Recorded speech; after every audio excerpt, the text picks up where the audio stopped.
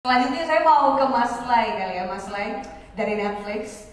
Mas Lai, lagi September lalu pas acara Waktu Netflix Indonesia, ada banyak banget ragam konten original yang bakalan muncul di sepanjang tahun 2022-2023. Yang udah muncul kemarin The Big Four, sambutannya juga luar biasa banget. Dan akhirnya sekarang muncul Daredevil, cerita remaja. Berarti kita mention berkali-kali cerita remaja dengan tema yang gak biasa gitu ada di Daredevil. Kalau menurut Mas Lai sendiri, kenapa sih penting untuk offering ataupun menawarkan berbagai jenis tipe cerita untuk masyarakat Indonesia? Ya, terima kasih. Sangat penting ya buat kita, terutama di Netflix Indonesia yang baru mulai produksi original selama 2 tahun terakhir, untuk eksplorasi genre dan di dalam film dan series itu, karena penonton Indonesia sendiri beragam karakter dan preferensinya. Jadi, tapi mau genre apapun itu, pada akhirnya kembali lagi ke cerita dan karakter. Apakah ceritanya otentik? Apakah karakternya relevan buat penonton kita di Indonesia? Bisa fokus kita pada akhirnya tetap ke cerita lokal.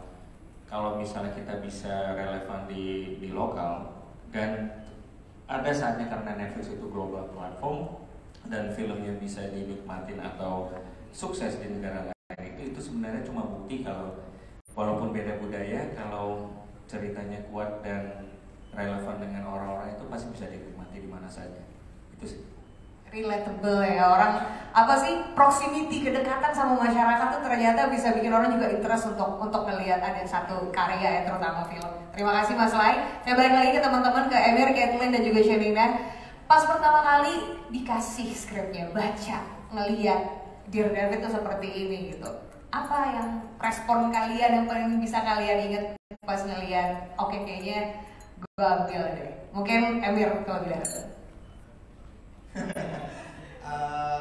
Pertama ini ceritanya again, as udah diceritakan tadi, emang unik dan menarik ya. Sesuatu yang menurut aku juga relevan dan relatable banget bagi penonton-penonton gitu, bagi yang I would assume jadi penonton gitu. Pas pertama kali baca skripnya, aku langsung merasa di umur David, di umur Laras, I wish I had this movie to watch gitu sih.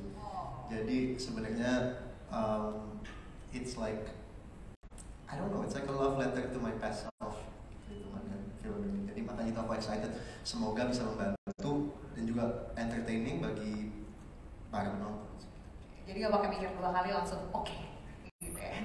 Lanjut, Shenina silakan.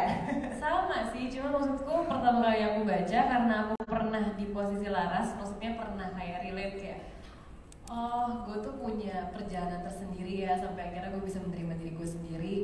Itu tuh aku pengen menumpahkan yang pernah aku lewatin sebagai Shenina ke Laras, dan hasilnya sama gitu. Semua orang pasti akan pernah melewati hal yang sama gitu, dimana mereka butuh proses yang panjang dulu sampai akhirnya mereka bisa mencintai diri sendiri.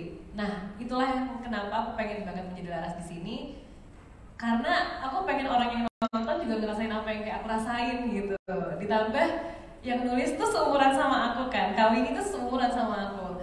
Jadi pas aku ngobrol sama dia kayak, lo sama gue sama sih, kita pernah ngelewatin hal yang sama. Pengen aja gitu sampai akhirnya bisa ditonton sama banyak orang, inilah yang aku rasakan gitu. Dan semoga semuanya yang nonton nanti akan relate juga, karena emang segitu uniknya. Aku belum pernah ngeliat kalau misalnya ada orang yang nulis fantasi sampai akhirnya terkuak bahwa lalalala gitu. Jadi kayak, ya aku happy di sini. Gimana nggak relate ya, orang emang ada di usia itu jadi kan, makanya. Oke, terima kasih Shenina. Kathleen silakan. Ya pas aku dapat first scriptnya, aku sendiri masih remaja, and I found it very Oke, Kathleen. So I was going through this whole experience as I was reading the script, and I found it very relatable because it's not only about a problem with self-identity, tapi movie-nya juga cerita masalah sama keluarga, masalah sama teman-teman, and of course self-identity and finding jati diri sendiri. So it's like an overall problem and not only about yourself. Oke, Mas Adi pertama. We are all have our own secret ya. Jadi bagaimana kita bisa embrace our own secret. Very nice. Tepuk tangan dulu teman-teman, boleh. Oke, nah sekarang mungkin pertanyaannya saya tanya ke para kreatornya, Mas Edi dan juga Mas Lucky, apa yang membuat kakak-kakak ini interest banget untuk kerja bareng sama Shenina, Emir dan juga Caitlyn? Kakak-kakak dan adik-adik ya sebelah situ ya. mungkin Mas Edi dulu silakan. Iya, pertama perjalanannya kita nggak seinstan itu. Memang ada beberapa kandidat tentunya seperti proses casting biasa. Paling pertama kita mendiskusikan tentang Laras karena sebagai karakter utama, dan Shenina memang sudah menjadi kandidat kuat dari awal. Of course we have seen like her films gitu ya, dan ketika ketemu senang banget ketemu Shenina karena Shenina tuh selalu lapar dan memang kayak bukan lapar harafiah walaupun juga suka ngemil memang ya. Dia haus akan karakter acting, dedikasinya penuh, dan memang juga I think like she did a really good job for me. Oh, tepuk tangan dong Mas Shenina.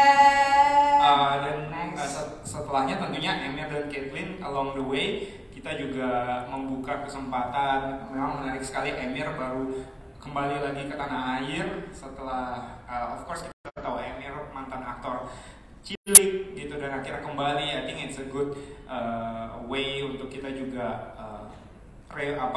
ketemu lagi, melihat lagi Emir di sebuah feature film gitu. Sementara Caitlyn udah pernah nonton film Caitlyn sebelumnya juga, menarik presence-nya, and I think it fit her banget the character sebagai karakter Dila. So jadi I think this is the best that we can get.